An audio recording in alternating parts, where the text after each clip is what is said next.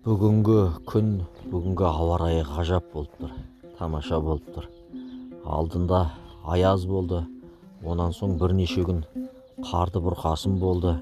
Онан кейін аспанды бұлт торлап, күннің көзі көрінбей, күн тұнжырап тұрды. Енді міне бүгінгі таңнан бастап күн жарқырап тұр. Көк аспан ашық тұр. Аспанды бұлт торламаған, бір жел жоқ. Тамаша болып тұр, өте жақсы болып тұр. Енді өстіп көктем жалғасып шығып кетсе жақсы болатын еді. Ал бұлар біздегі арнайы әдейі ауылға әкеп ат көрінге қойған, семіртуге қойған тай шығарлар ғой. Аллаға шүкір, күйлері жақсы.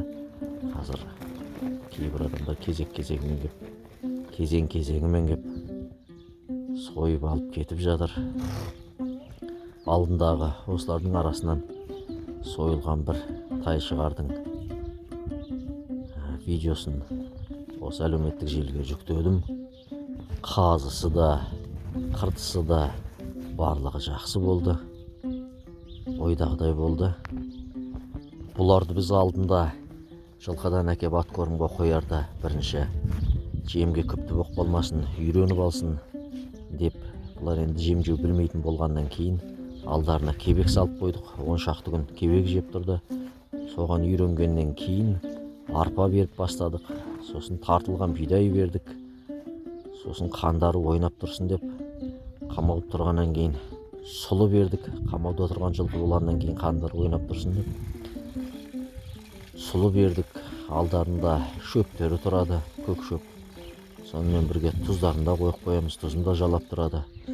Толтырып суын да құйып қоямыз. Су қатып қалатын болса, мұзын ойып алып тастап, қайтадан суын толтырып құйып қоямыз. Сөйтіп жемдеп отырған тай шығарларымыз, Аллаға шүкір, семірді қазір. Ой түзеді, бойларды өсті, денелері толды, жетілді. Бұлар енді тай шықты ғой дегенменен осы сәуірден бастап тай ғой бұлар. Тай болуына бір 10-15 күн қалды ғой енді, Алла қаласа. Сосын сәуір басталады. Қазақта сәуір болмайды, тәуір болмайды дейді ғой.